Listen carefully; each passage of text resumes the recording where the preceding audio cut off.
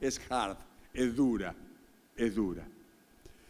El segundo de ellos se pregunta si la globalización es un proceso de largo plazo o más bien un proyecto pautado por una élite transnacional global. Hoy en día, cada vez más ciudadanos en todo el mundo sienten que sus destinos están controlados por una noción de plutocracia fuera de control. Pero hay una noción de que en algún lugar alguien decide cosas. El tercer debate pasa por ver a esta globalización con características realmente novedosas con respecto a procesos de convergencia económica y aumento de los vínculos transfronterizos del pasado, o verla más bien como una continuidad de un proceso. Así podríamos remontarnos al imperialismo del siglo XIX o incluso a la conquista de América, hablando en términos de procesos globalizadores. Hoy sabemos que la amplitud y escala de la globalización la hacen diferente a cualquier otra, no solo en cantidad, sino en calidad. El trabajo robotizado, la expansión espacial, la modificación genética, desde los alimentos hasta la modificación genética de las personas, son las características que podrían darle una cierta impronta a esta definición. El cuarto debate trae a la discusión la pregunta acerca de si la globalización conduce a la unidad, en tanto implica el surgimiento de una densa economía mundo capitalista, como un solo mercado global de bienes, personas, capitales e ideas, o a la diversidad, con efectos centrífugos para con los lugares convencionales de autoridad, legitimidad, soberanía, intervención, jerarquía. En 2019 está claro que la globalización tiene una tendencia a la concentración del capital y a la concentración en el sistema de toma de decisiones. Finalmente, el quinto debate invita a reflexionar si la globalización devendrá en una subsecuente homogeneización, o sea, una convergencia mundial hacia la democracia liberal, el secularismo y las lógicas de mercado, o una creciente reivindicación de las diferencias. Y en realidad uno tiene la sensación de que estas dos posibilidades conviven, aunque todos los días en las noticias sobran ejemplos más de lo segundo: identidades culturales, superposición de autoridades y esferas de influencia, militancia religiosa, fervores nacionalistas. Los debates entonces se inclinan para este lado. Para este lado quiero decir lo que ustedes ven a mi espalda, resaltado en amarillo.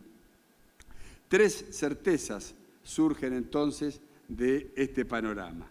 En primer lugar, las visiones inocentes que veían a la globalización como una bendición que resolvería todos los males que ya no se sostienen. En segundo lugar, por el contrario, existe un consenso acerca de la desigualdad de los ingresos y riquezas globales y los problemas que ella genera. En tercer lugar, se visibiliza el imperativo de generar nuevas estructuras de gobernanza global que permitan coordinar esfuerzos. Yo personalmente en los últimos 2 años he estado muy dedicado a tratar de explicar e interpretar lo que significa la aparición del G20 como nueva realidad operante en la dinámica internacional. En el año 2008, yo era embajador de la Argentina ante las Naciones Unidas y fue cuando, como consecuencia de la crisis que estalló en el centro, en el corazón de Wall Street, la crisis financiera internacional, el presidente George W. Bush convoca a algo que no se había convocado nunca. Convocó a una cumbre de jefes de Estado y de Gobierno de los países que formaban parte del grupo de los 20, que hasta entonces solo existía y se reunía a nivel de ministros de Finanzas y presidentes de bancos centrales. Yo recibí la instrucción, me trasladé de Nueva York a Washington para ser parte de la primera delegación, de la delegación que presidía Cristina Fernández, de Kirchner, a la primera cumbre de jefes de Estado que se hizo en Washington, noviembre del 2008. Tuve 2 días en Washington, vuelvo a mi trabajo en Nueva York y cuando llego a la Asamblea General de la ONU hay un espacio de una suerte de debate libre, corto, pero en la Asamblea General eso existe, Y ahí yo veo que uno, para pedir la palabra en Naciones Unidas, levanta el cartel lo tiene acá, lo pone, lo para, y entonces la mesa de Estado de la Presidencia van armando la lista de oradores. Y se empiezan a parar cartelitos. Y todos los cartelitos tenían un único mensaje. Y claro, la cumbre de jefes de Estado que se había reunido días atrás en Washington había tenido repercusión planetaria. Todos los medios del mundo hablaban de esta primera cumbre de jefes de Estado y de Gobierno de las 20 principales economías del mundo. Y la consigna de ustedes, en ese momento la Asamblea General tenía 192 países miembros, por lo tanto había 192 bancas. 192 menos 20 me da 172. No es que pidieron la palabra a 172 países, pero pidieron la palabra a muchos países, y el mensaje era uno solo. Decía, ¿por qué ustedes, en referencia a los 20, hablan del G20 cuando aquí está reunido el G192? Y la verdad es que ese debate, que por supuesto no tuvo conclusión, sirve para graficar, inclusive como fotografía, la impotencia del orden, el orden mundial armado en la posguerra, que ya no era capaz de dar la respuesta con el dinamismo que la velocidad del cambio le imprime al proceso hoy en día. Esta anécdota sirve entonces para ilustrar aquello que me tocó vivir como protagonista. El tercer punto central son los síntomas de inestabilidad global. En el mundo de hoy, este es el gran clivaje. Clivaje es una palabra que aprendí con Carlos Acuña, yo hace años haciendo una maestría en San Andrés. Cuando hablo del gran clivaje, digo la disputa entre soberanistas y globalistas. Mientras que los primeros quieren retener los esquemas tradicionales y son la principal fuerza de inercia política, los segundos ven al cambio como inevitable y deseable, y los encontramos como los principales promotores de la transición. Esto puede entenderse planteando el trilema de Rodrigues, que, como ustedes saben, argumenta que los estados tienen en la actualidad una paradoja, que es la paradoja de la globalización, que obstruye la coexistencia de mercado, Estado y democracia en simultáneo. Existe una suerte de trade-off ineludible entre soberanía, apertura y capacidad de respuesta a las demandas ciudadanas. Las fuerzas de la globalización fuerzan a los decisores de política nacional a optar por dos de los tres elementos, pero nunca posibilitan la coexistencia de los tres a la vez. A principios de la fiebre globalista, en los primeros años de la década del 90, la prescripción general recetaba elegir democracia y mercado. Pensemos en la gestión del presidente Menem, ¿no? Eran democracia y mercado, en detrimento del Estado. Este globalismo fue el producto de una sumatoria de aperturas individuales que en conjunto potenciaron las fuerzas de transnacionalización, integración e interdependencia. Pero al estar el sistema construido sobre unidades Estado-Nación, la erosión de los bloques de construcción fundamentales no pudo sino conllevar a pujanzas poco fructíferas en realidad. Con la crisis económica financiera del 2008-2009 y la posterior recesión, la comunidad internacional presencia el retorno más o menos asertivo del Estado nuevamente al centro de la escena. Queda la interrogante, aún al elegir el Estado, de cuál de los otros dos elementos del trilema será el descartado. Delegar soberanía estatal, como los países de la Unión Europea. ¿Escogerán los líderes mundiales el mercado, como ha hecho hasta el momento China, en suspenso de la democracia? ¿O optarán acaso por la democracia y el Estado, como apostó América Latina durante la década anterior, o lo que ahora está ocurriendo con el Brexit? Bueno, ¿qué síntomas se desprenden de este cuadro general que hemos planteado? Me gustaría compartir entonces estos 8 sobresalientes, a saber, la esclerosis del multilateralismo, la falta de rumbo en la gobernanza global, la guerra tecnológica, el ascenso de China, el atrincheramiento de Estados Unidos, la crisis de la democracia liberal, el estallido de los partidos políticos tradicionales y los nuevos liderazgos personalistas, que además son liderazgos personalistas y crecientemente masculinos, que se están verificando en el día de hoy. Vamos al primero. Esclerosis del multilateralismo. Esclerosis me parece que es la palabra perfecta para definir esto que está ocurriendo con las organizaciones que se gestaron a partir de la finalización de la Segunda Guerra Mundial. Como ustedes saben, después de esa guerra, el orden liberal internacional nació como una arquitectura a nivel global que buscaba dotar de previsibilidad y cooperación a las economías nacionales. En el plano económico, el llamado sistema de Bretton Woods dio origen al Fondo Monetario Internacional, al Banco Mundial, al GATT, que después devendría en la Organización Mundial de Comercio, entre otras muchas otras instituciones, mecanismos de regulación y espacios de negociación. En el plano político, el sistema de Naciones Unidas aparece junto con otros organismos internacionales, desde la OTAN hasta el movimiento de países no alineados, y fueron arenas donde la agenda internacional fue encauzada.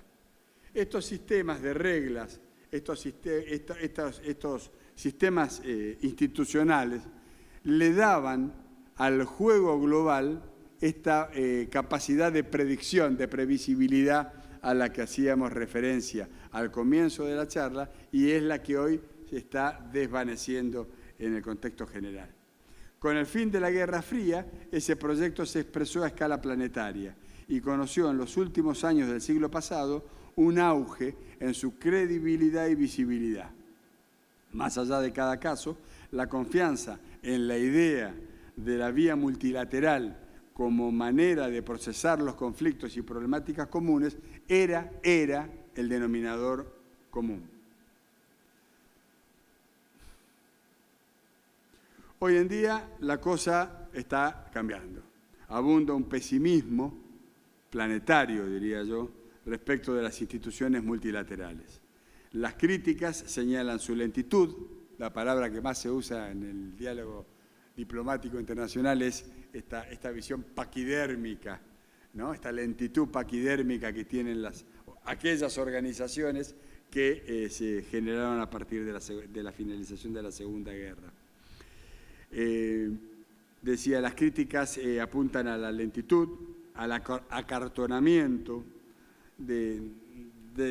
acusan de ser fachada de consenso funcional a los más poderosos, de una cierta incapacidad de ajuste a los nuevos problemas. Si ustedes piensan en la foto de la Asamblea General diciendo, ¿y nosotros? ¿Y los 192? ¿Por qué ustedes y no todos? ¿No? Esto ha llevado a varios países a o bien retirarse o disminuir sus interacciones dentro de ellos o complementarlas con el plano regional. Este último punto, el del regionalismo, ha sido el fenómeno en paralelo a la esclerosis del multilateralismo más notorio en los últimos lustros. De manera similar, el regionalismo ha ido variando entre concepciones más abiertas de regionalismo, como el Mercosur o la CARICOM, y concepciones más cerradas de regionalismo, como podrían ser el ASEAN o la UNASUR.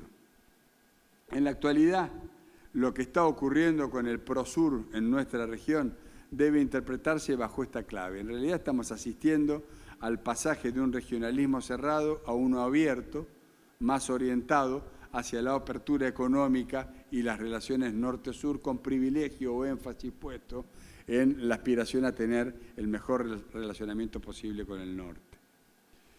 Por supuesto que sería difícil esperar que el multilateralismo sea un sistema estático de normas y organizaciones creadoras de una vez y para siempre, y menos que fuera un sistema que permanezca inmutable en lo esencial. El multilateralismo ha sufrido y sufre transformaciones muy notables. No se trata, sin embargo, de transformaciones que puedan entenderse como un flujo continuo de cambios. En términos generales se distinguen 3 etapas en el multilateralismo. La primera etapa corresponde al multilateralismo de coexistencia entre fines del siglo XIX y el período de entreguerras, con ejes en el respeto soberano y la abstención de intervención. La segunda etapa corresponde al multilateralismo de cooperación, luego de la Segunda Guerra Mundial, que amplió los ejes hacia la solución concertada de problemas internacionales con nuevos énfasis en los ámbitos materiales. Con el fin de la Guerra Fría hubo un impulso hacia una tercera etapa, el multilateralismo solidarista, con instituciones mucho más intrusivas, justicia transicional e ideas cosmopolitas. Ahora, hay 4 motivos para apostar a una cuarta etapa de multilateralismo.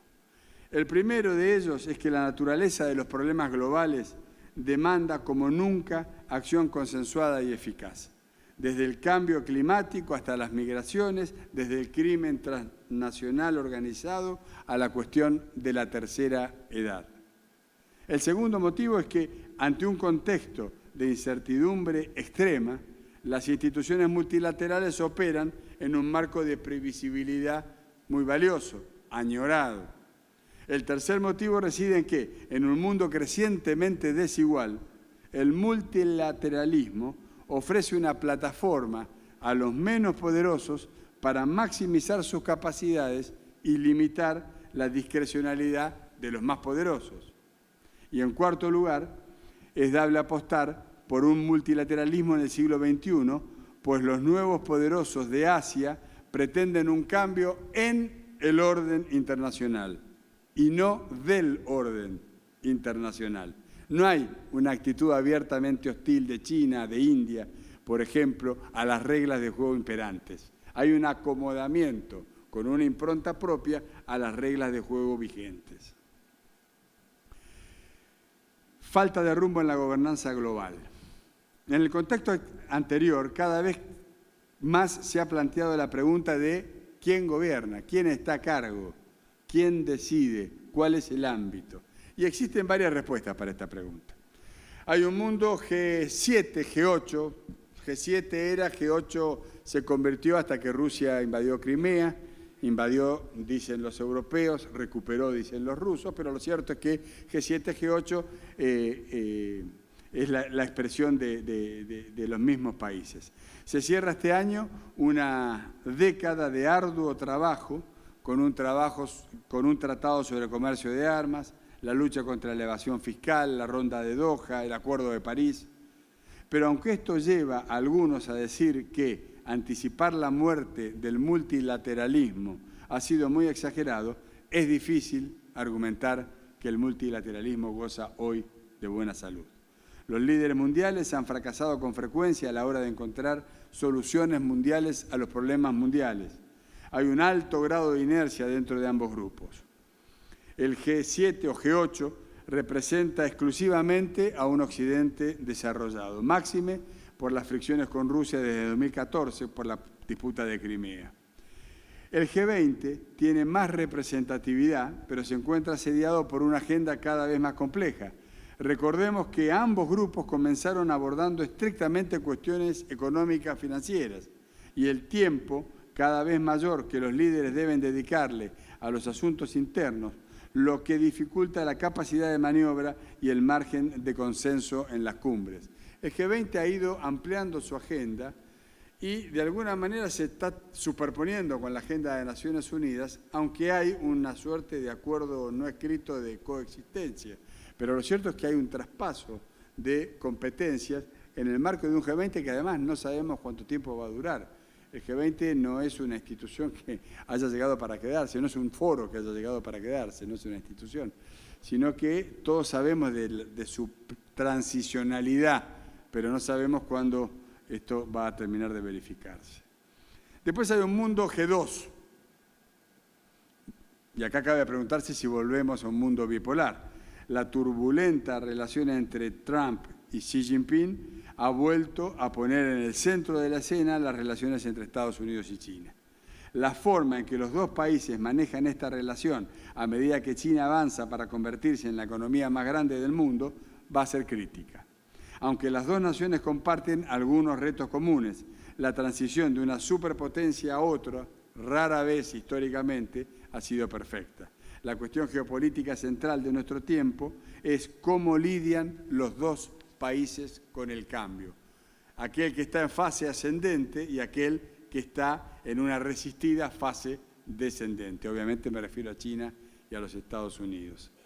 Hay un autor que se llama Ian Bremmer, que escribió un libro que se llama Every Nation for Itself, cada nación por sí misma sería una traducción posible, que describe un orden mundial en el que ningún país por sí solo o alianza duradera de países puede hacer frente a los desafíos del liderazgo mundial. Esto ha sido impulsado en gran medida por la crisis económica mundial, que ha hecho que las superpotencias tradicionales no estén dispuestas a ser de policía o banquero mundial. Bástenos escuchar el discurso de Donald Trump.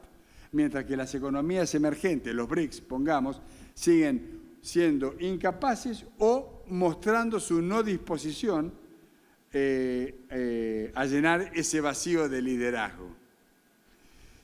Y la otra alternativa es un mundo multi-G, que sería este que está con el signo de interrogación. Esta es la opción más pragmática. En lugar de un único sistema de gobernanza global, hay una serie de sistemas desordenados y superpuestos.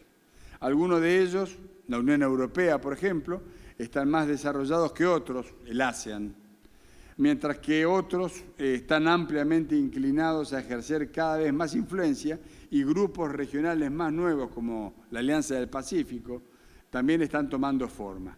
También están surgiendo coaliciones de países sobre cuestiones concretas. Una coalición puede dedicarse a la lucha contra el narcotráfico, o a la transferencia de tecnología y patentes, o a la tercera edad.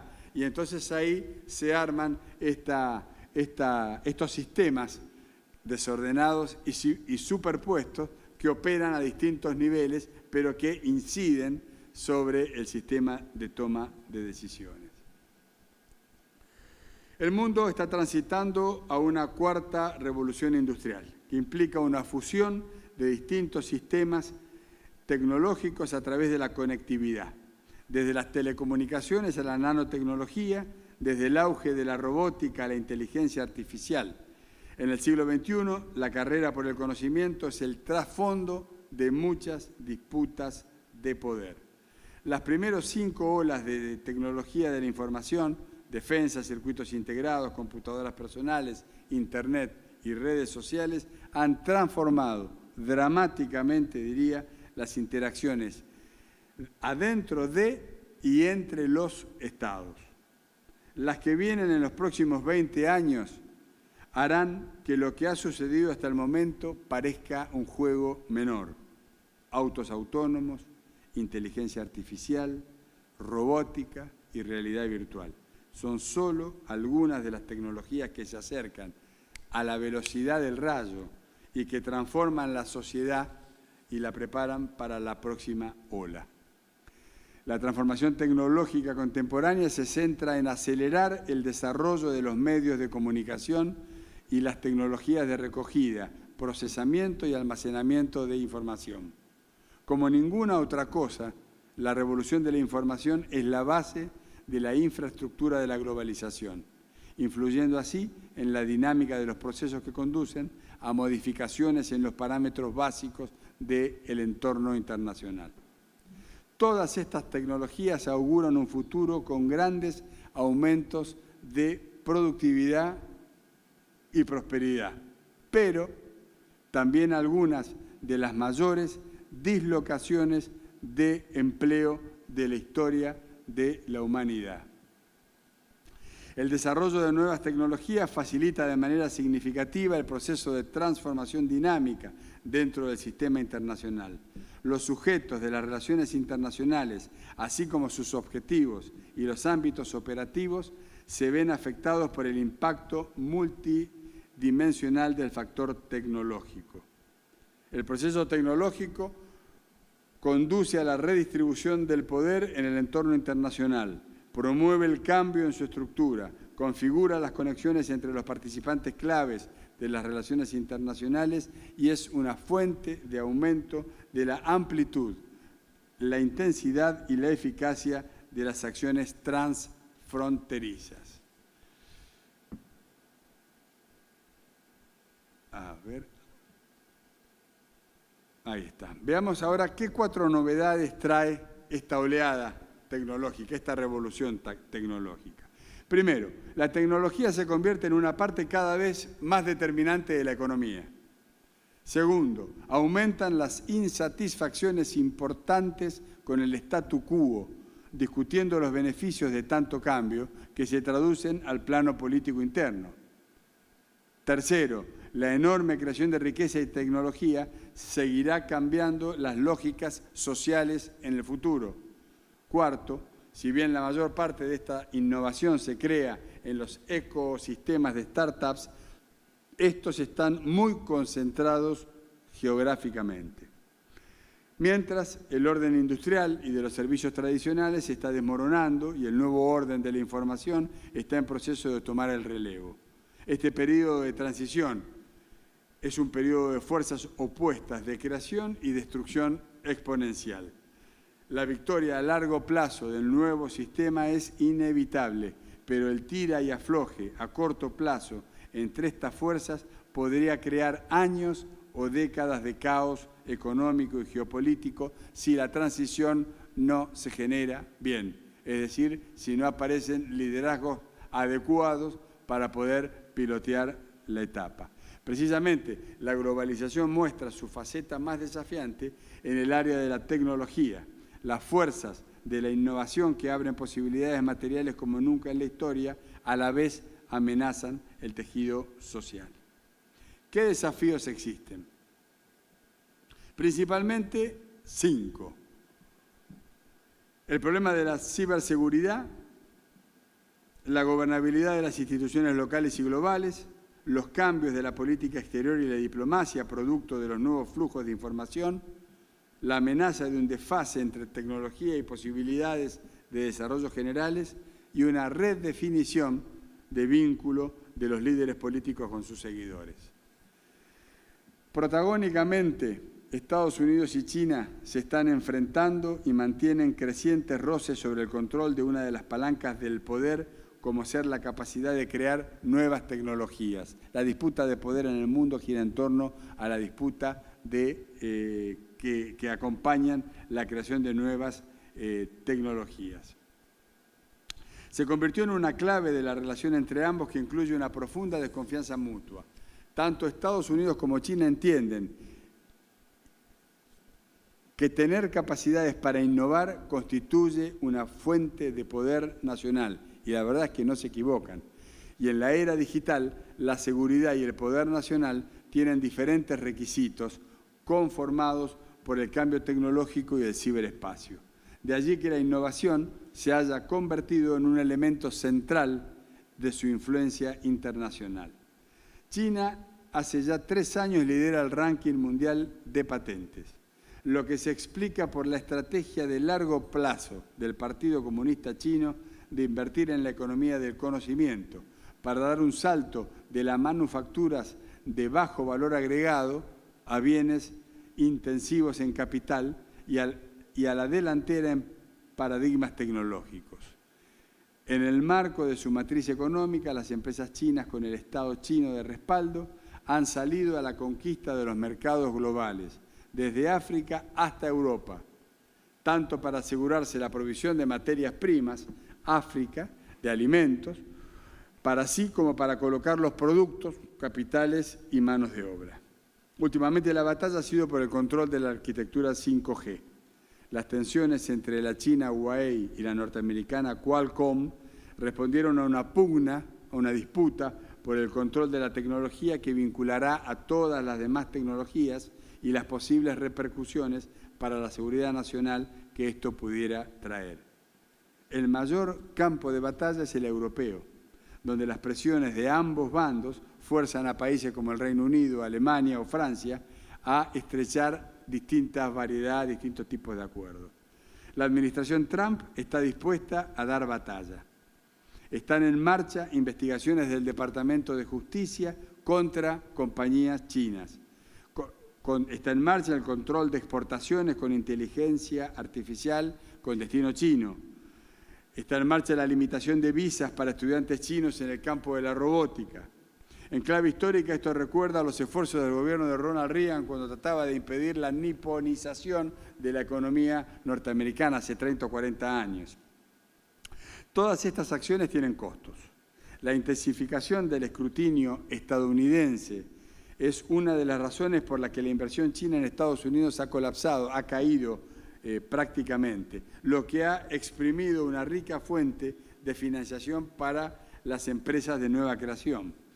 Las amenazas de cortar las ventas de componentes estadounidenses solo animan a Pekín a desarrollar alternativas locales. Los nuevos controles a la exportación podrían sofocar la colaboración entre Estados Unidos y China en inteligencia artificial y otros campos científicos.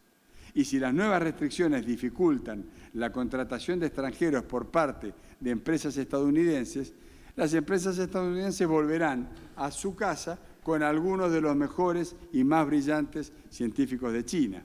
Tratar de proteger la tecnología estadounidense sin tropezar con una ruptura total con China va a ser difícil. El desafío se ha visto agravado por la rápida expansión de tecnologías que tienen uso tanto civiles como militares potenciales, desde el software de reconocimiento facial hasta los semiconductores para la inteligencia artificial. Cada vez es más difícil trazar una línea clara entre las exportaciones inofensivas y las exportaciones potencialmente peligrosas. En el año 2017 el gobierno chino anunciaba la entrada formal en una nueva era para China, nueva era. Desde el inicio de la reforma y la apertura del país en el último cuarto del siglo pasado, el Partido Comunista Chino persiste en el principio de la emancipación mental y la búsqueda de la verdad en los hechos. Partiendo de la realidad de China, restableció la estrategia de desarrollo de la modernización del país. En diciembre de 1979, el camarada Deng Xiaoping planteó el objetivo de construir, lo digo textualmente, una sociedad modestamente acomodada en la modernización del país, algo que el actual Xi Jinping resalta públicamente como meta inmediata. Si se alcanza esto, los chinos proclamarían a plena voz que el socialismo es superior al capitalismo. Ya en los 80 se segmentó la estrategia de modernización en 3 etapas, de China estoy hablando, ¿no? En la primera etapa se debía duplicar el Producto Bruto en relación con 1980 para resolver el problema de la ropa, digamos, y los alimentos del pueblo. En la segunda etapa se duplicaría otra vez el Producto Bruto Interno chino para finales del siglo, para que la vida del pueblo alcance el nivel de una sociedad modestamente acomodada. Era el objetivo planteado por Deng en 1979. En la tercera etapa, que nos va a llevar hasta mediados del siglo XXI, el Producto Bruto del país llegaría al nivel de los países medianamente desarrollados. El pueblo vivirá con relativa holgura y el país materializaría en lo fundamental su modernización. China ha cumplido exitosamente los objetivos previstos para la primera y la segunda etapa. Hablando en general, el nivel de vida del pueblo chino ha alcanzado al de una sociedad modestamente acomodada y China comenzó su marcha hacia el objetivo de la tercera etapa, que ellos colocan más o menos en el año 2030-2035. Esto tiene como corolario una transformación del peso de China en el sistema internacional. Para poder seguir avanzando, China se ha visto en la necesidad de proyectarse hacia el afuera como un jugador preeminente, intentando no generar demasiadas reservas por parte del resto de los jugadores. Ahora bien, ¿qué 5 desafíos tiene China por delante? Mantener el ritmo de crecimiento económico, sostener la legitimidad del partido frente a una sociedad cada vez más demandante, contener los separatismos de sus fronteras, mejorar la capacidad de respuesta del Estado y combatir la corrupción, y garantizar vínculos armoniosos con sus vecinos regionales y socios globales. En este último punto, no podemos dejar de destacar la iniciativa de la llamada Nueva Ruta de la Seda, el proyecto One Belt, One Road, el acrónimo es OBOR, One Belt, One Road. Este proyecto se conoce como el Gran Plan Nacional a largo plazo del país para las próximas 2 o 3 décadas y se compone de 2 partes. Un cinturón económico de la Ruta de la Seda que se extiende sobre la masa terrestre de Eurasia y una ruta de la seda marítima del siglo XXI que abandona las costas de China y pasa por el Océano Índico, el Canal de Suez y el Mar Mediterráneo para llegar a Europa. El diseño inicial del proyecto de la Nueva Ruta de la Seda consiste en conectar a China con su periferia a través de infraestructuras de transporte para facilitar los intercambios económicos, monetarios, políticos y sociales. El objetivo final es ampliar sus límites geográficos para formar una comunidad económica a través de Eurasia en la que los bienes, el dinero y las personas fluyan libremente a través de las fronteras, algo parecido a lo que ocurre con la Unión Europea. Aunque el proyecto de la Nueva Ruta de la Seda no comience con el objetivo de construir un nuevo orden internacional, su avance muy bien terminará dando lugar a un nuevo orden internacional. La forma embrionaria de este nuevo orden se estructura y se desarrolla en torno a 4 pilares. El primero es una arquitectura de integración económica internacional centrada en China. El segundo es un mecanismo internacional de financiación de desarrollo dirigido por China. Y el tercero es un sistema monetario internacional en el que el renminbi, la moneda china, desempeña el papel de reserva primaria y moneda de cambio. El objetivo es, en primer lugar, regionalizar y, en última instancia, internacionalizar el uso de la moneda china. El cuarto es un sistema de seguridad común dirigido por China. En resumen, el avance, estoy tratando de acortar, el avance del proyecto de la Nueva Ruta de la Seda podría desencadenar una transición del sistema internacional a uno más centrado en China. Sin embargo, además de las perspectivas del proyecto OBOR, en las áreas claves antes mencionadas, la posibilidad de que esta transición se materialice o no depende de muchos factores inciertos. En primer lugar, para evitar la competencia de suma cero que podría conducir al boicot de una coalición de estados que se benefician con el orden de las cosas, China debe mantener su sistema internacional inclusivo y abierto a todos los países, en particular a los Estados Unidos.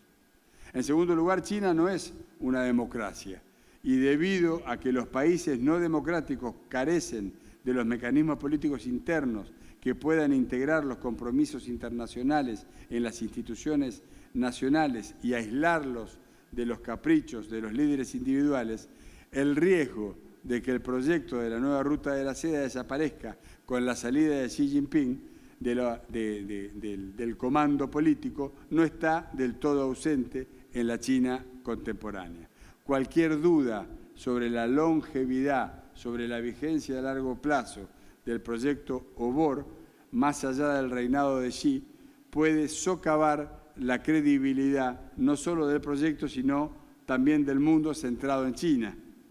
Y por último, es más probable que un nuevo orden internacional atraiga a participantes dispuestos y más fácil de sostener cuando proporciona previsibilidad y restricciones al uso del poder por parte del país dominante.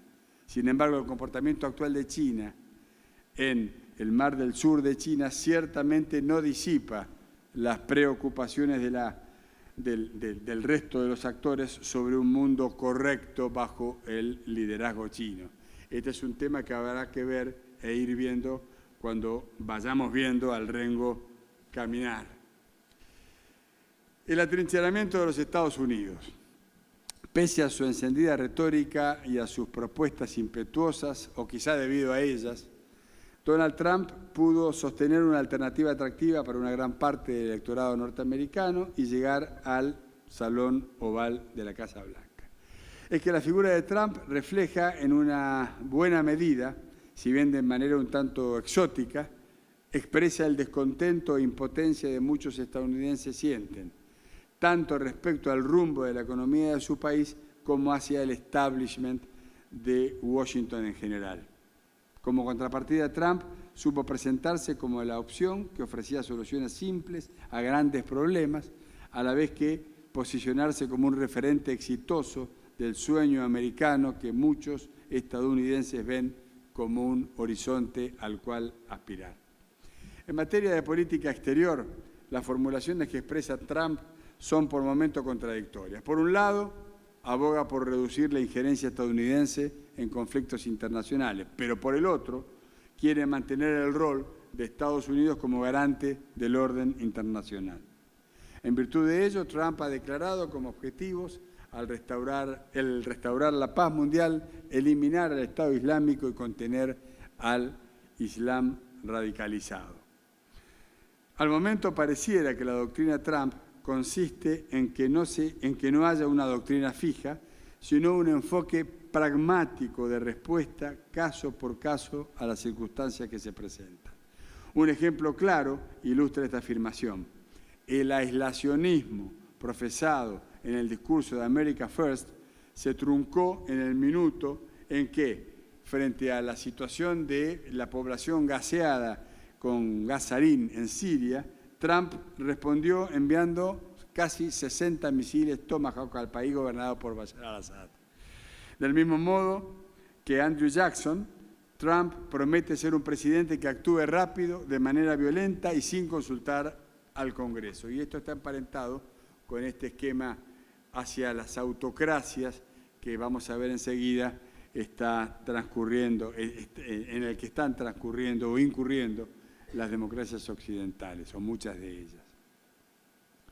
Este diagnóstico toma mejor forma si consideramos a Trump en el terreno de la política exterior como un jacksoniano, haciendo uso de la clasificación de escuelas de política exterior estadounidense. Su diplomacia de corte expeditivo y lineal, su desconfianza en un gobierno federal demasiado grande y elucubrado, y su recurrencia al poder militar cuando fuere necesaria, combinados con su máxima de que el orgullo norteamericano ha sido mancillado, son todas las características propias de un líder jacksoniano, como lo describen las escuelas que estudian esto en Estados Unidos. En la campaña electoral anunciaba la retirada de Estados Unidos del mundo, a la vez que criticaba abiertamente a los tradicionales aliados de Washington como Europa Occidental, Japón y Corea del Sur, demandándoles una mayor contribución en dinero y en tropas al esfuerzo militar que hace Estados Unidos. Por el otro, lanzaba su convicción de que los estados que entorpecieran su plan de engrandecer a Estados Unidos serían castigados. En otros casos, Trump se ha querido encargar personalmente de conflictos delicados y complejos. Corea del Norte está a la vista, Venezuela está a la vista, la situación planteada con la frontera de México está a la vista. Su viaje al Medio Oriente para fortalecer una estrategia antiterrorista en principal alianza con las monarquías del Golfo y sus rispideces con sus socios europeos, en particular el anuncio de la retirada del Acuerdo de París y compartir los costos de la OTAN, fueron los primeros pasos de Trump. La delegación de la cuestión siria a la Rusia de Putin y la reanudación de negociaciones bilaterales en el conflicto de las Coreas muestran un cálculo nuevo en términos de intervención en conflictos internacionales que procura evitar ataduras innecesarias. De momento, la apatía y la restricción presupuestaria han sido el denominador común de la política exterior de Trump para con el sur global. Hay una dramática restricción de la ayuda, por ejemplo, a los países africanos, en donde básicamente el flujo de contactos y de cooperación se verifica en Nigeria, Sudáfrica y Kenia, y está centrado básicamente en la discusión de las agendas de seguridad. Del mismo modo que Estados Unidos tiene una acción de ahorrar energía y dinero cuando pondera que no le conviene, el presidente Trump ha optado por combatir férreamente donde considera prioritario, al menos en términos de su electorado, y esto es la política comercial. Hoy por hoy, Trump está ultimando los análisis para pivotear la guerra comercial con China hacia Europa.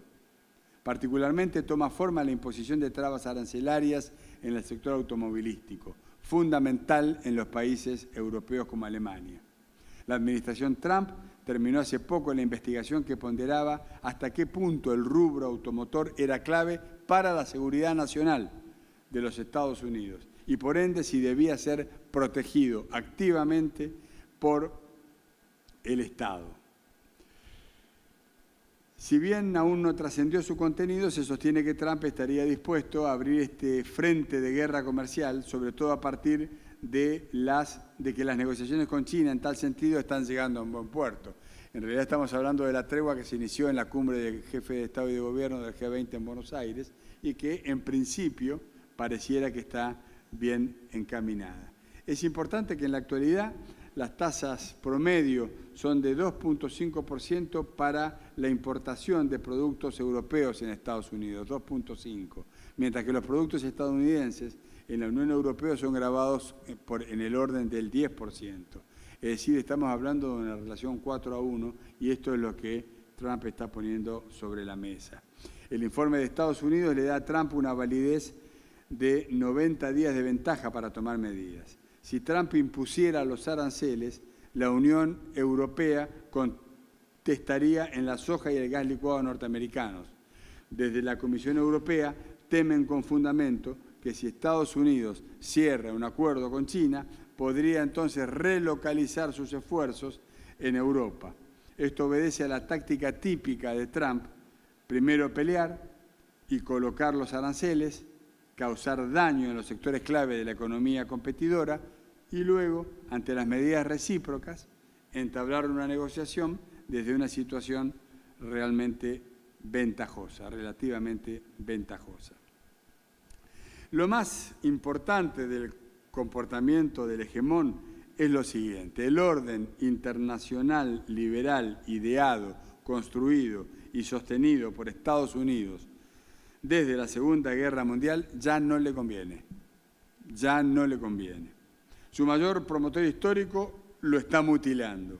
La noticia puntual de una guerra comercial entre Estados Unidos y la Unión Europea es sintomática de una dinámica más amplia, donde veremos en los próximos años a Washington en una posición mucho más revisionista en el tablero global en pos de retrasar su declive relativo vis-a-vis con China. Muchos autores han afirmado que el orden internacional liberal que se ha ido construyendo en los últimos 70 años con Estados Unidos como su principal impulsor, se ve seriamente comprometido por el enfoque de política exterior que impera en la Casa Blanca con la llegada de Trump. No obstante, hay quienes afirman que este orden liberal internacional no sufrirá serios retrocesos y permanecerá vigente aún con los Estados Unidos reticentes a seguir sosteniéndolo. Si bien el poderío y liderazgo de Washington ciertamente ha establecido las bases para la creación y difusión del orden liberal internacional y de los valores que éste encarna, la verdad es que ha sido Europa, la Europa occidental, en Europa occidental, donde surgieron estos valores, es la herencia del iluminismo, y en donde están más fuertemente arraigados. El problema sería si este atrincheramiento de Estados Unidos tuviera un correlato en el viejo continente. Ya si Europa se pliega a lo que está expresando Donald Trump, entonces allí sí tendríamos un final anticipado. Menos de 30 años después de que Fukuyama y otros declararan el fin de la historia y el dominio eterno de la democracia liberal, se manifiesta una tercera ola de autocratización. La disminución gradual de los atributos del régimen democrático caracteriza la autocratización contemporánea. La ola de autocratización que se está desarrollando afecta principalmente a las democracias con reveses graduales bajo una fachada legal. ¿De dónde viene este análisis? Así como se habló de 3 oleadas de democratización, luego de la Primera Guerra Mundial, luego de la Segunda Guerra Mundial y luego de la Guerra Fría, también hubo 2 contramovimientos de autoritarismo. En el periodo de entreguerras, entre los años 20 y 30, y con la descolonización de los años 60. No sé cómo estamos acá. Ahí estamos. Entre los años 60 y 70. De acuerdo con las mediciones que periódicamente se realizan, estaríamos en un tercer momento donde la democracia liberal la está pasando mal. Regímenes democráticos se vuelven menos democráticos y regímenes no democráticos se consolidan y se vuelven incluso la norma en muchas regiones del globo. ¿Qué características tiene esta oleada? Existe una novedad estructural importante de la tercera ola de autocratización. Afecta principalmente a las democracias mucho más que en las primeras olas. Y esto ocurre mientras que el nivel global de democracia está cerca de un máximo histórico, con cerca del 56% de los estados del mundo siendo democracias. Podría decirse que la pérdida de rasgos democráticos en regímenes que eran democráticos antes es más importante para el estado de la democracia en el mundo que un mayor deterioro de regímenes ya autocráticos. En 3 de cada 4 casos, estas autocratizaciones son lideradas por los que llegaron al poder legalmente y típicamente por mecanismos democráticos. Además, la autocratización es mucho más lenta que en oleadas anteriores. Ahí estamos. En la actualidad, la mayoría de los regímenes, incluso las autocracias, tienen alguna forma de elecciones multipartidistas. Los movimientos repentinos e ilegales hacia las autocracias tienden a provocar la oposición nacional e internacional. Los autoritarios contemporáneos han aprendido su lección de las oleadas pasadas y, por lo tanto, ahora proceden de una manera mucho más lenta y menos notoria que sus predecesores históricos. Así, mientras la democracia se ha visto sin duda amenazada, su poder normativo todavía parece forzar a los aspirantes autócratas para jugar maniobras de engaño. En consecuencia, los estados afectados por la tercera ola de autocratización siguen siendo mucho más democráticos que sus primos históricos. Por un lado, esto les da esperanzas de que la actual ola de autocratización pueda ser más leve que la primera y segunda ola. Debido a que la autocratización es más gradual, los actores democráticos pueden seguir siendo lo suficientemente fuertes como para movilizar la resistencia. Todavía podría decirse que, así como en 1992 era prematuro anunciar el fin de la historia, hoy es prematuro anunciar el fin de la democracia. Ahora bien, ¿qué pasa con las democracias que sobreviven sin deslizarse hacia el autoritarismo? Por este lado, en muchas democracias se habla de un déficit democrático. Los procesos e instituciones gubernamentales son tan complejos que la ciudadanía en general no los comprende y por lo tanto no puede expresar sus preferencias. Además, en muchos casos, los cargos y las decisiones no gozan de la más mínima consulta popular. Esto se ha traducido en un rechazo de las instituciones y bajas tasas de participación electoral en un marco de creciente anomia por la falta de expectativas de que las cosas cambien para mejorar. En suma, el difícil acceso a la información inicial se termina realimentando, produciendo más incertidumbre cada vez. Este es el principal dilema que, por ejemplo, hoy atraviesa la Unión Europea. Esto es lo que motivó el Brexit y los efectos que hoy estamos viendo en el Reino Unido de Gran Bretaña. El estallido de los partidos políticos tradicionales. Los partidos políticos, todos los partidos políticos del mundo están en problemas. Cabe preguntarse si son tan influyentes como solían serlo en términos de su capacidad para reclutar y retener miembros, para conseguir que sus votantes acudan a las elecciones y para mantener la lealtad de los votantes de una elección a la otra. Los datos mundiales muestran que los países de muchas regiones del mundo han experimentado una disminución de la influencia de los partidos políticos en términos de disminución de cantidad de afiliados, la participación de votantes y la estabilidad del sistema de partidos, con implicaciones para la rendición de cuentas democrática, la institucionalización de la competencia política y la calidad de la propia democracia. Europa, que es la región en la que nacieron y se institucionalizaron mejor los partidos políticos, ha mostrado algunos de los indicadores más claros y negativos. Estamos viendo cómo en el mundo la valoración de los partidos políticos tradicionales está en unos niveles inusitadamente bajos. La desconfianza y la desilusión de los ciudadanos respecto de los partidos políticos es ciertamente indudable. Se verifica en todos lados de modo creciente. Por un lado, los ciudadanos buscan cada vez más personas preparadas y calificadas para sacar hacia adelante una sociedad moderna muy compleja. Al mismo tiempo, la sociedad civil está cansada de los casos de corrupción y de la falta de responsabilidad frente a determinadas gestiones públicas. La crisis económica y financiera ya mencionada ha demostrado cómo los controles han fallado y, en última instancia, las personas que han estado en los puestos más altos de las responsabilidades políticas y económicas, a la luz de los hechos, no han actuado acertadamente. Frente a esto, cabe preguntarnos por qué los partidos políticos tradicionales están en decadencia.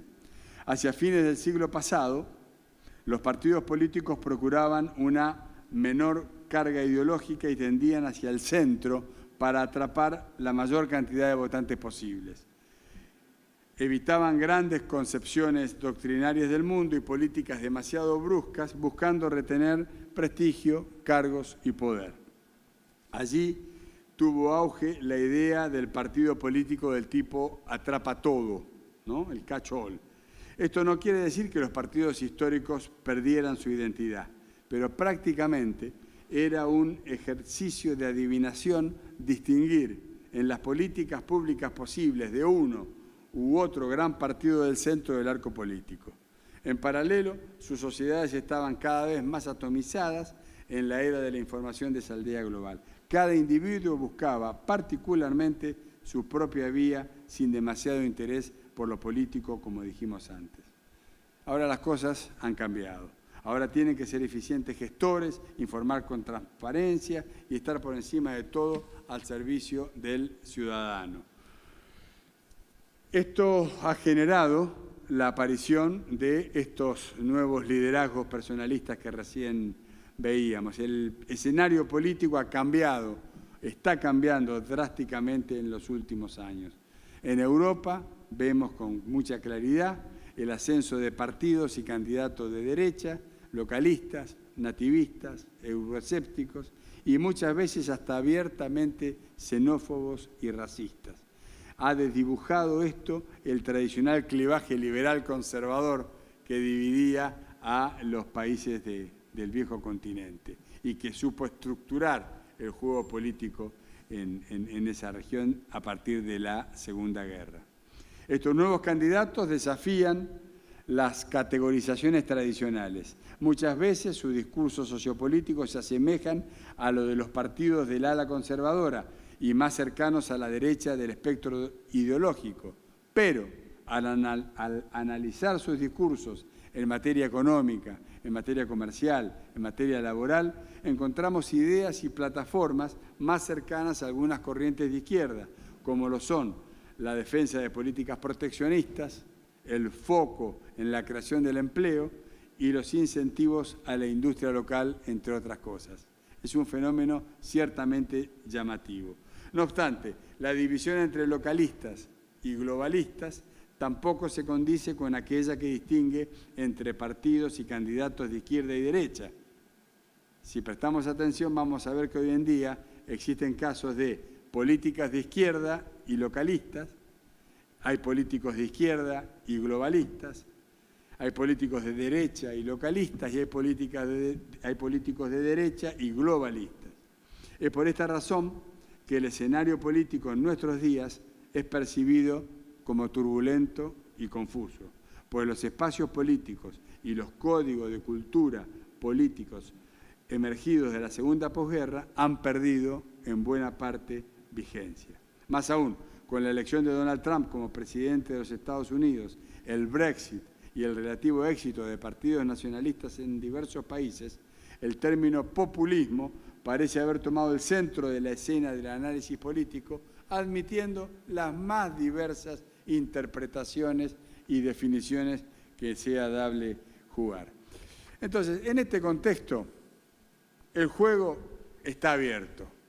El juego está abierto y paradójicamente en una época donde se demandan estructuras mucho más ágiles, mucho más flexibles, el sistema político que los partidos tradicionales habitan se ha tornado lento y rígido. Las consecuencias de este fenómeno son las bajas tasas de afiliación de los partidos políticos tradicionales, la baja capacidad para compeler a sus seguidores a que los sigan en las urnas y que concurran a las urnas, y la declinante estabilidad de los sistemas de partidos. Todo esto conlleva una menor armonía en las bases sociales de los partidos políticos tradicionales. Todo está en revisión en todas partes. De allí que el título de esta charla haya sido precisamente Navegando en aguas inciertas. Estos 8 fenómenos que he tratado de transmitirles recién contrarreloj, porque empezamos un poco tarde, van a seguir siendo noticia en los próximos años. Esto lo vamos a estar viendo, la recurrencia de estos temas en los medios de comunicación. Los enormes cambios que estamos viviendo desafían a todos los modelos, desafían a todos los pronósticos, desafían a todos los sistemas de creencias. Tiene un costado atractivo, ¿no? Estamos viviendo una etapa ciertamente inédita en donde la incertidumbre, esta incerteza a la portuguesa, a la que hacía referencia al comienzo, es el signo del tiempo que nos toca vivir. En Argentina y en la región necesitamos problematizar, diseñar y consensuar una política exterior que le permita a nuestro país y a nuestra región navegar en aguas que son más turbulentas que nunca. Y eso claramente es todavía una asignatura pendiente, no solo para el gobierno de Argentina, sino que es una asignatura pendiente para una región que no encuentra el modo de relacionarse con los similares, que ya comprende que no hay lugar para cada uno de los países solo en este juego, en este tablero internacional, pero que no termina de encontrar, por falta de liderazgos adecuados, una modalidad de articulación para relacionarse y acordar con realidades que le sean similares. Así que la etapa que se abre es ciertamente interesante y dramática, ¿no? Vamos a estar conviviendo con esta inestabilidad e incertidumbre en los varios próximos años. No solamente es patrimonio de los argentinos ignorar lo que va a pasar dentro de 2 meses en nuestro país, porque el mundo también ignora lo que le va a pasar al mundo dentro de 2 meses.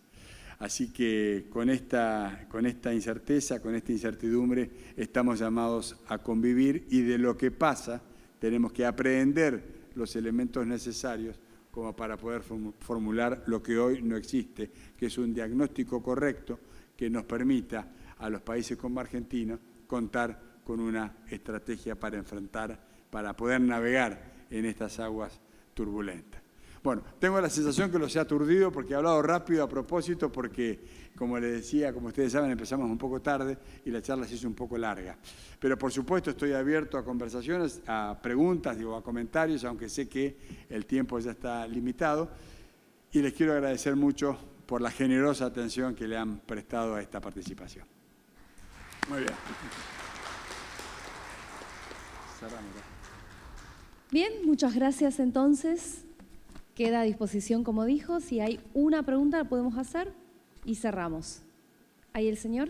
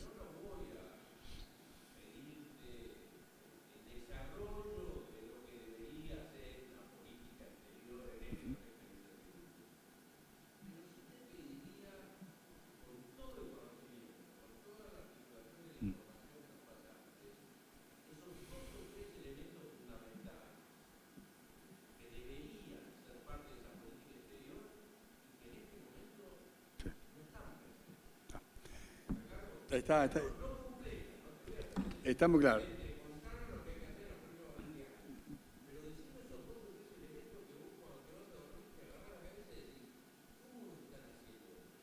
En tu pregunta está una parte de la respuesta, Carlos, porque la verdad es que lo primero que tenemos que tener es un diagnóstico correcto. El gobierno del presidente Macri comenzó la gestión con una consigna que era la de la reinserción de la Argentina en un mundo que ya no existe. El gobierno del presidente Macri hizo campaña para Hillary Clinton cuando el que ganó fue Donald Trump. Entonces, lo primero que tenemos que tener es un diagnóstico correcto o un reconocimiento del terreno. ¿Qué es lo que está pasando? ¿Cuáles son las fuerzas que operan? Y cómo nosotros podemos meternos en ese juego. Lo segundo, habiendo cambiado el signo, el común denominador, no diría ideológico, pero esa corriente que hubo en la región durante una década y que permitió destrabar muchas situaciones y que en muchos casos hasta tenía que ver con el reconocimiento personal de los líderes. Lo cierto es que nuestra región tuvo una etapa de alta identificación de objetivos compartidos y de bajo nivel de eficiencia en el cumplimiento de los objetivos. Pero lo cierto es que la Argentina, como decía recién al terminar, como la mayoría de los países de renta media, como el nuestro, deben entender que no hay lugar para una estrategia singular. No hay cabida para Argentina en el mundo si se presenta sola. Nosotros necesariamente necesitamos avanzar en la definición de un marco de alianzas con aquellas realidades que son similares a la nuestra. Y a partir de la discusión y la creación de ese tipo de ámbitos, poder avanzar hacia el diseño de una estrategia de inserción inteligente, que reconozca el tablero tal como nos es dado. Nosotros tenemos una alianza privilegiada con Estados Unidos hoy y tenemos una alianza privilegiada con China hoy. La gestión del presidente Macri, cuando inició, trató de prescindir de la segunda y no pudo. Por eso, entre los primeros anuncios de la administración Macri fue la de suspender, por ejemplo, la construcción de las represas en Santa Cruz. Y las represas se están haciendo, porque China en ese sentido es un jugador bastante serio. Entonces dijo, bueno, Macanudo, si vamos a deshacer una parte de los acuerdos, deshacemos todos los acuerdos. Y Argentina no puede permitirse deshacer todos los acuerdos. Y por eso también tuvo que salir a diferenciarse en la cumbre del G20 Macri de Trump, cuando Trump le hizo decir a Macri cosas que Macri no había dicho y que si las hubiera dicho hubiera sido una imprudencia respecto de los chinos. Ahora, nosotros le debemos el alto nivel de endeudamiento que está sosteniendo el déficit argentino a Donald Trump. porque dentro de los organismos multilaterales de crédito en general y dentro del Fondo Monetario en particular, hay uno que tiene más voz que todos los demás, y ese uno está sentado en el Salón Oval de la Casa Blanca. Por lo tanto, el nivel de endeudamiento que la Argentina tiene, dejemos de lado la valoración respecto del endeudamiento, pero este hecho nuevo de tener un país endeudado ya prácticamente en un Producto Bruto Interno completo, tiene que ver con el alineamiento que la Argentina tiene con la Casa Blanca estadounidense. Dentro de la región tenemos otro problema, y es que Jair Bolsonaro quiere ser amigo de Donald Trump y quiere ordenar el dispositivo brasilero en función del liderazgo norteamericano. Entonces, el peor escenario que nosotros podríamos tener es tener a Argentina y a Brasil compitiendo por el favor de los Estados Unidos. Es exactamente lo contrario de lo que habría que hacer, que es el reconocimiento de las situaciones similares para tratar de encontrar y de ordenar una estrategia colectiva que nos permita poder meter la cuchara en el frasco de dulce de leche. Pero hoy ciertamente nosotros estamos en un mundo que está cambiando demasiado aceleradamente. La vez pasada vino Thomas Friedman, el editorialista del New York Times, a presentar un libro aquí a Buenos Aires. Me tocó a mí hacer una entrevista pública con él. Y la verdad que lo que me quedó más marcado es el concepto de la velocidad del cambio. O sea, no terminamos de asimilar un hecho nuevo que ya ese hecho nuevo ya es viejo y se está verificando una nueva realidad. Necesitamos encontrar líderes a la altura de las demandas que suponen los problemas del mundo actual. Y esto no es fácil, Evidentemente, la Argentina está descolocada en el contexto internacional, no encuentra su lugar, no tiene una política, una estrategia para desarrollar eficiente. Estamos sujetos, digamos, no solamente a las condiciones del endeudamiento que ya contrajimos, sino a las condiciones que nos ponen para continuar el proceso de endeudamiento en el marco de una economía que se deteriora periódicamente. Un gobierno no puede vivir todas las mañanas atento a la evolución del dólar, porque eso inhibe a quien tiene que tomar las decisiones de poder pensar, de mirar un poquito más el vecindario o la ciudad en la que vive, mucho menos mirar el mapa y el movimiento de las fuerzas que se desarrollan dentro del mapa global. Así que yo no tengo una visión optimista de cómo las cosas están evolucionando. Creo que tenemos que estar atentos porque la coyuntura va a ir ofreciendo alternativas de armado. Anécdota. En el año 2011, la Argentina fue elegida para presidir el Grupo de los 77 y China. La verdad que me tocó a mí la alta responsabilidad de presidir el G77 en China, que vendría a ser una especie de bloque de la mayoría dentro de la Asamblea General de la ONU. Hubo otra oportunidad en donde un encuadramiento similar al G77 de hoy, que se llamaba el Movimiento de Países No Alineados, le permitió a la Argentina, por ejemplo, coronar una de sus estrategias más exitosas en materia de política exterior, que fue la aprobación de la Resolución 2065, que es la que se ocupa de la cuestión Malvinas, ¿no?